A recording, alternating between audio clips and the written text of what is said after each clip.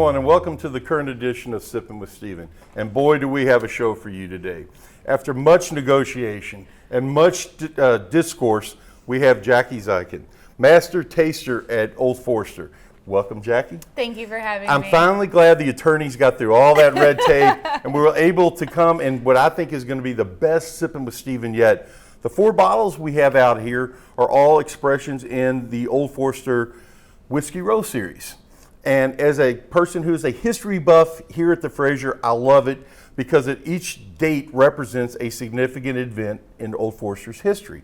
What I'm hoping, well not hoping, what I know you're going to do is walk our viewers through the significance of those dates and the different intricacies and specificities of each expression so that if someone walks into a liquor store, they know what the difference is between these 4 expressions.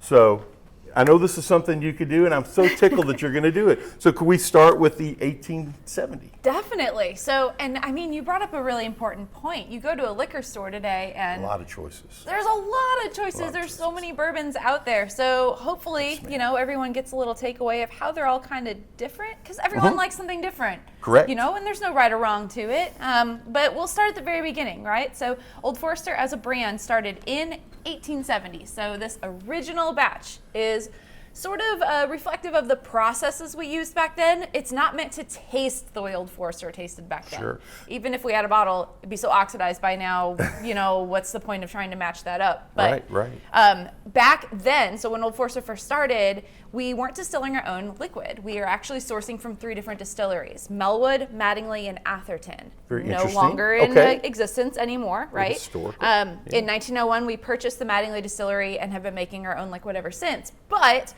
how do you tell that story when you make your own liquid today, right? Great question. You blend from 3 different warehouses. So what goes into the original batch for the 1870 is a section of one warehouse, and another warehouse. Those 3 combined in order to make a flavor profile that is basically your, I like to call it the Goldilocks Old Forester flavor profile. Like it's right there in the middle. Yeah.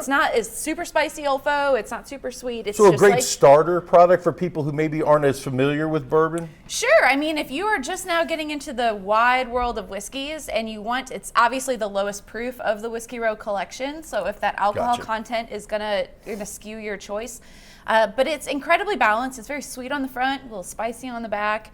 Not too spicy though. Not too sweet, not too spicy, right? It's like right in the middle. Well, the one other thing I would mention is 1870, as I do tours here at the Fraser, that was the year that George Garvin Brown first put Old Forester in a bottle. Correct. And it has been called the first bottled bourbon, correct? Yes, it is. So want to make sure I get that point. You got it. Hammered home. So, you do, yeah. So back then, you actually didn't go into a liquor store to purchase whiskey the same way you do today. Right. You would get your prescription, because it's medicine back in the late 1800s, and fill up your vessel behind a counter at a retailer. Okay. But that was the problem, right? Is that every single barrel is different, which is a beautiful thing, and we love that today, but not when you're trying to rely on something being consistent. Right. Right. So George thought, why don't we batch together, and why don't we seal it in a glass bottle so that you're making sure no one's putting anything questionable in the barrel before they sell it to you. Yeah. No tampering. I got you. No tampering. Exactly. So the 1870 original batch is a really, really approachable bourbon. If you are just getting into the category, great. If you've been in the category a long time, honestly, it's the one that I usually sip on when we have like work events and stuff, because it's just so fantastic right out of the bottle. Great, and that's a great way to differentiate it, because as you look at all 4 of these bottles across, beautiful packaging, the proofs on the top, it is just hopefully giving people a little bit of insight as to get to their particular profile. Indeed, yeah, absolutely. And try everything. That's the beauty of it. That's why we have so many different offerings, is because we recognize not everybody likes to drink the same type of whiskey. And we can alter the flavor of Old Forester by blending different ages, different warehouses, different filtration techniques, and all sorts of different profiles together. Well, this leaves for a whole lot of follow-ups in like part 2, part 3. The next one is something I know would be great for clarification, and that's the bottled and bond product, because a lot of people have probably heard that term before and maybe don't necessarily know what it means. So a little bit of this 1897 is Old Forester's bottled and bond expression, correct? Yep. So as we started at a 90 proof point as a brand, we switched over to being 100 proof with the passage of the Bottled and Bond Act. So with Bottled and Bond, what that really means is that this was sort of the first kind of regulations on distilled spirits that consumers actually like were exposed to, right? This is there. Yeah. Way before then, make it brown and have a bite, call it whiskey, call it a day. You need to start putting some parameters in the industry. So bottled in bond just means that it's been aged at least 4 years old. Why do we care about that? Well, now you know it's brown because it's been aged at least 4 years, not because you added something to it. In to those make it charred look oak brown. barrels. Yeah, Right. It's got to be 100 proof in the bottle, okay? Gives you a nice little, what we call the Kentucky hug, a nice little warmth in Love the that. throat when you drink it because it's 100 proof, not because you added something to it, right? Right, So right. it's got to be coming out of one distillation season. Now, in the world of distillation, there's only 2 seasons, not 4. There's a spring and a fall, and that's it. So you can blend within a 6-month window. And so for a 100 proof product that's bottled in bond, you're blending within between January to June or July to December. Those are your 2 kind of chunks of the calendar year you can blend and mingle your barrels from. It's coming out of one distiller, you bottle it elsewhere, you got to say so. This is all about accountability.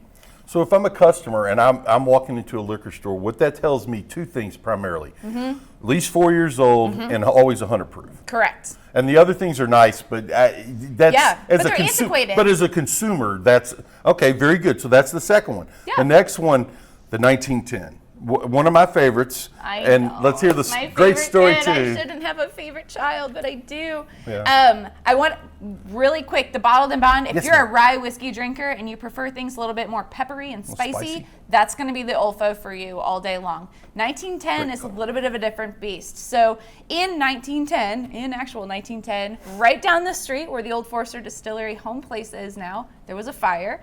And they were about to bottle Old Forester. So in 1910, Old Forester was bottled and bond 100 proof. Right. So you got this tank of 100 proof Olfo ready to go in the bottling line. There's a fire. Everybody get out. You leave it sit there. As a cheeky nod to that fire, they created these heavily charred barrels, custom made, to put that liquid back into because it no longer tasted like Old Forester. It had been sitting there for weeks on end. Sure. It never made the market, so we technically, I don't think, can say we're the first like double-barreled bourbon, but this was the beginning of double-barreled processes. But in essence, it was on the forefront. If not maybe the first, it was certainly at the front of that line. Absolutely. So we take 100 proof Old Forester, put it back into a barrel that we've made ourselves that is charred 3 times as long as the regular Old Forester barrel. So almost a near full minute in that char chamber, just burning the oak. What you're getting from that is this double dose hit of the oak contributions of the bourbon. So the vanilla, the butterscotch, all of those sweet aromatics, all the chocolate that comes through in there. You can even tell the way I talk about it. Like, this is my favorite child. You talk it with much respect. Just saying. But at 93 I proof, agree.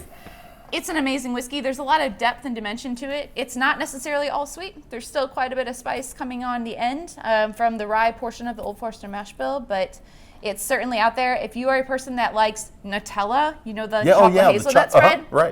That's your go-to. That's your whiskey. There you go. Now the next one follows in another time period. Instead of the 1910, tell the Sippin' with Stephen viewers what the 1920 is a homage to. Yes, Prohibition, that not so wonderful time of distilled spirits, right? Right. But some brands were fortunate enough to continue selling what they had during Prohibition. I know one too. It was Old Forester. So Kentucky permit number 3 was in our possession, so we were able to continue selling Old Forester. So literally from 1870, not a day has gone by you haven't been able to buy a bottle. You may have had to cough or fake a cough, to get a prescription for it, but you could still get it.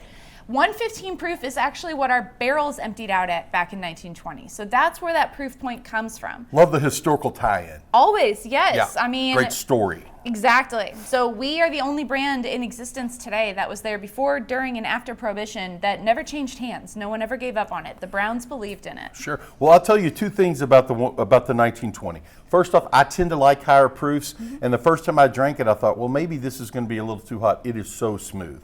And the tasting note that I get out of it is bananas. I don't know, maybe I'm bananas as the song goes, but you would never mind that. But love all these products. And I just want to say, before we move on in Sippin' with Stephen tradition, make our cocktail, this line is fabulous. And thank you for telling a little bit of the history and a little bit of the story. We're hoping as folks go into the store, or if they're at their favorite watering hole and they see the line up there, they're not just picking, without getting the help of their server or their bartender, they have a little bit of an idea of the difference between the two. So that's kind of where we're going to go with that. I would be remiss if I didn't give a shout out to the, Jackie mentioned the Old Forester Distillery. For folks who are viewers that are out there that are looking to plan their Kentucky Bourbon Trail experience, when you're in downtown Louisville and you come here, besides starting at the Fraser where the Welcome Center and the Spirit of Kentucky is, right down the road is the only distillery I'm aware of in town, or it is the only one in town that has a cooperage inside. Correct. And if you want to know how whiskey is made and how flavor gets go to Old Forester and check out their tours, because they show you how the barrels are made, how it goes into the blast furnace, and it gives you a huge part of that story that you don't get with a eyes on first encounter like you do down there. So do that. I cannot stress that enough. But now is the fun part.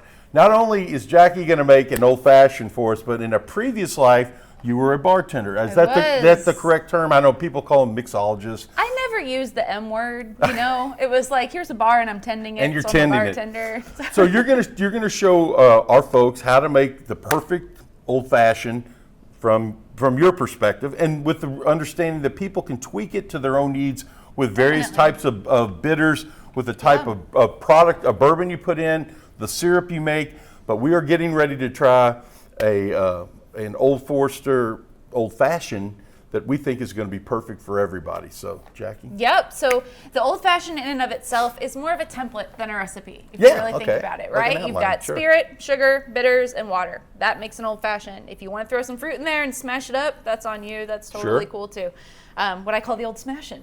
The Old Smashin', I love it. Indeed. A long time ago with Old Forester, I developed actually a syrup so that we make sure that every time we make an Old Fashioned with Old Forester, it's consistent. We're the brand of consistency. We were founded on consistency. Yeah. So, and you, just by happenstance, we happen to have a little bit. Oh, looky there. It's funny. Yes. So this is called the Perfect Old Fashioned Syrup. You Okay. can get it at the Old Forester home place. You can get it all across town at retailers. You can get it online. I think you can get it on Amazon too. Yeah, at all reputable retailers, sure. Indeed. Sure. So the Perfect Old Fashioned Syrup is basically a Demerara syrup. So that's 2 parts Demerara sugar to 1 part water. And it's a blend of all 3 of the Old Forester bitters. So I'll put these up here for you guys. Very nice. These are also available at local retailers if you want to use them for a Manhattan. They make an amazing Manhattan. Absolutely. Just saying. But it's super, super easy to do. You have a glass, right? Yes. It's so easy. I'm going to have you do it. Oh, my Lord. Pressure. Are you ready? I am ready. You got to do it up here, I am right? Sure. So I always suggest using 100 proof whiskey for Old Fashions. I agree. All right. So we're going to use that 1897. Give me your idea of 2 ounces. My idea. Your idea. It's open to interpretation. 2 ounces in that glass. All right. 1/2 ounce of that syrup. Okay. The bitters are already in it in a proprietary blend. So you just made an Old Fashioned. Look at you. Nice. I'm so impressed with myself. That doesn't happen a lot. I know, right? So outside of that, let's give you a little piece of ice. You can build it in the glass, especially if you're doing this at home. Sure. All good. Well, I'll give you a spoon. And we'll stir that, and while we do, you bring yours over, because as in Sippin' with Stephen tradition, we are going to have a toast, not only to Old Forester and for what we had here, and to the Old Fashioned, but also to you, Jackie, and to the folks down at the Old Forester Distillery. And we are going to just say to the Bourbon Trail, to Old Forester, to Jackie, and to the Old Fashioned, and to the Fraser. Cheers. That's a lot of people, but that's a lot of people I want to thank. Cheers. That is pretty daggone good. Doesn't get any easier than that.